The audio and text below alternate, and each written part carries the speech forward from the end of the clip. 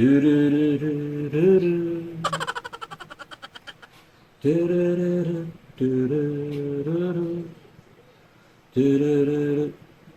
hi guys. Hola amigos. Bienvenidos a nuestro canal. Mi nombre es Rich y soy de Filipinas. Hello everybody. Welcome to our channel. My name is Rich and I'm from the Philippines. Actually, that felt kind of weird saying welcome to our canal, because in my language, Filipino, canal is a very dirty place. The sewer, where Pennywise could pop up anytime soon and pull you in. Canal, that's what we mean by canal. But in Spanish, canal is channel. I'm super excited because this is our very first episode in a series of vlogs that's meant to help you learn basic to conversational Spanish. Obviously, I'm not a native speaker, but with me in this vlog will be my friends from Latin America and Spain. So you will get the chance to learn straight from native speakers. So we want this to be interactive as possible to get you guys involved. So we created a Facebook page, Aprende con Amigos Lindos. There you will see a link to our group chat on Messenger, where we post schedules to video llamadas or video calls. That way you can practice your Spanish with us. Although this is our first episode, if you have any ideas or suggestions or anything you want us to cover in the vlogs, just put it in the comment section. Okay?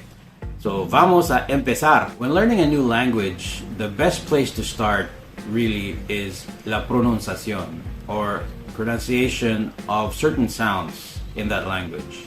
So today we're going to start with certain phonetics or certain sounds that are unique only to Spanish. So let's start with the vowels. The great thing about Spanish is when you talk about vowels, each vowel just makes one sound, as opposed to English, where, for example, the A could actually take two sounds, one long sound and one short sound. So the long sound would be A as in cake or take, or a short sound of A would be A, like in apple. In Spanish, the vowels just make these sounds: A, E, I, O, U. And that's it. Okay, so now let's hear how the natives pronounce certain words containing the vowels A, E, I, O, U. Manzanas. Amarillo. Araña. Manzanas. Amarillo. Araña. Elefante. Ecuador. Beber. Elefante. Ecuador. Beber. 8. Objetivo. Recibo. 8. Objetivo. Recibo. Universo. Reunión. Puerto Rico. Universo. Reunión. Puerto Rico. Gracias, chicos. Hablan español muy bien. So that was Roman from Spain and Victor from Mexico, who showed us how exactly they pronounce certain Spanish words containing the vowels A, E, I, O, U. Native English speakers might tend to make the long sounds for certain vowels like O and E. Hola, mi nombre is Rich. By experience doing accent training for the call centers here in the Philippines, the vowels make a huge difference in the clarity of what you want to say. I don't know if you guys noticed, but Roman from Spain actually had the lisp when he said certain words containing the Z manzanas, zorro, sound. So that's one difference between Latin American Spanish and Peninsular Spanish. In Spain, the Z and the C followed by an E or an I is actually pronounced with a lisp, or the TH sound in English. So corazón, hacer, but that's a very minor difference. I'm sure the people from Spain would easily understand people from Latin America when they speak Spanish. Now let's go to the other unique sounds that we have in Spanish. Real quick, the H in Spanish is silent. So whenever you see an H, don't make that sound. So don't say hacer or hacer. It's hacer, hacer. Hola. Hola. A ver. Hola, soy Dara. The double L in Spanish is just pronounced as either the English Y or the English J. So, for example, the Spanish for street could be said either calle or calle. The Spanish for arrive could either be llegar or llegar. And the Spanish for yellow could either be amarillo or amarillo. Another sound that's very unique to Spanish is the dreaded R. As we know, native speakers like to roll their R's.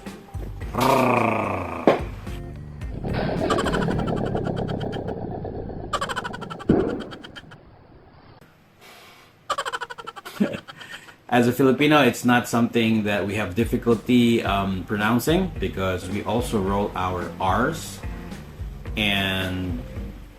but not as strong as Spanish speakers. The intensity of the rolling of the R will depend on where the R is in the word. So if the R is at the beginning of the word, or if it's a double R, then you really have to roll your R's. Por ejemplo, república, razón, recuerdo, recuerdo aquel día. So there you have it. Even I have difficulty rolling the R as much as the Hispanohablantes do it. It is a tough one, especially if you're a native English speaker, because the R sound doesn't exist in English unless you are trying to make the sound of a machine gun. R. If there's a double R, as in perro, zorro, those are the Spanish words for dog and fox, then the rolling of the R is also intense. Te regaló una rosa. Te regaló una rosa. I love listening to Spanish music because through Spanish music I learn a lot of new vocabulary, and it also helps me with pronunciation. So that's one tip I can give you. Plus, Hispanic music, it's very sexy. So, I love listening to them. If you see a word that begins with G-U-E, G-U-I, then the U is silent, but you pronounce the G like you normally would in English. So like guerra, guisar, there you go. So you don't pronounce the U, unless of course the U has the two dots at the top, which is the diéresis. And if you see that after a G, then the U would not be silent. bilingüe, vergüenza,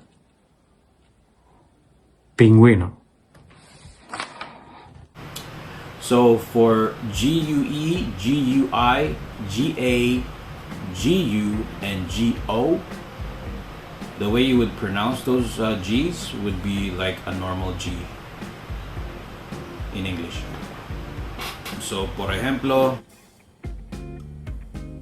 guisar, guiar, guerra, gustar, ganar, gastar, gobernador, gobierno. Now, if the G is followed by an I or an E, then the G would actually sound like an H for us English speakers. But I have a hard time with that as a non-native speaker, because when they say the GE or the GI, it has sort of like a, like some friction in the throat, like gente. Gigante. Gente. gigante, gente, And another thing that might be new to English speakers would be the ñ. So the ñ really makes that sound, ñe or ña or ñi, ño. So words like niño have it, señor or señorita. I love it when you call me. señorita, bañar, compañero, And one last thing, when you write in Spanish, don't forget your accents. So accents usually come on the vowel on the word, and that would mean that is the point of emphasis on that word. So in Spanish, you never want to put the wrong emphasis on the wrong syllable. Por ejemplo, papá, that's father or dad, with the accent on the last A. But without the accent, that would just read papa, which is potato. And you don't want to call your dad potato. And same with words with ION. Usually the accent is in the O. Por ejemplo, pronunciación. So notice that I emphasize the O, pronunciación. Conexión, él, with an accent is he or him. And if you just say él, that is the. So, por ejemplo, Él está comiendo en el restaurante. when you write the tú con el acento, it means you, but without the accent, tú, it's just your. Por ejemplo, tú has hecho ya tu tarea. Notice that my tú for you is a little bit heavier than my tú in tu tarea. So there you have it, guys. I hope you like this first episode. I know we started with very basic concepts of Spanish pronunciation, but trust me, it's just as important as the more advanced concepts that we will cover in this vlog. So you guys take care and adios, amigos. Buenos días, tardes, noches a todos. Soy Samantha de Argentina. Hello everyone, I am Samantha from Argentina. Hola, ¿cómo están? Yo soy David. Al igual que Samantha, nací en Buenos Aires, pero a diferencia de ella, vivo en Buenos Aires. Tengo 27 años y nada, estoy en el grupo para aprender, enseñar y colaborar con el tema de English for Spanish. Oh yes, my name is Jose Manuel. I live in a city called Ecatepec. It is near Mexico City. I was born in Mexico City and then I moved to this place. It takes me about maybe 40 minutes to get there in Mexico City. I am 45 years old and I am accountant. I've been practicing in the group, in a Spanish group, and it's been so useful. And I think that my English has been improving quickly, and I'd like to teach you Spanish now. Hola, mi nombre es José Manuel y yo vivo en en una ciudad llamada Ecatepec, que está cerca de la Ciudad de México. Me toma 45 minutos llegar a la Ciudad de México desde el lugar en donde vivo. Tengo 45 años y soy contador público. Nací en la Ciudad de México, pero me moví a Ecatepec desde que era niño. Is the most common for me when I learn is that's very different from that doesn't exist. Now it's something that doesn't exist in English is the doble L or the double L. I think that the sound is similar to the sounds in the Y in the word you. Double L is pronounced ye, ya, ye, yo, you. It's a little similar. Then I think it is easy to pronounce it. The Y in Spanish is also pronounced as a J.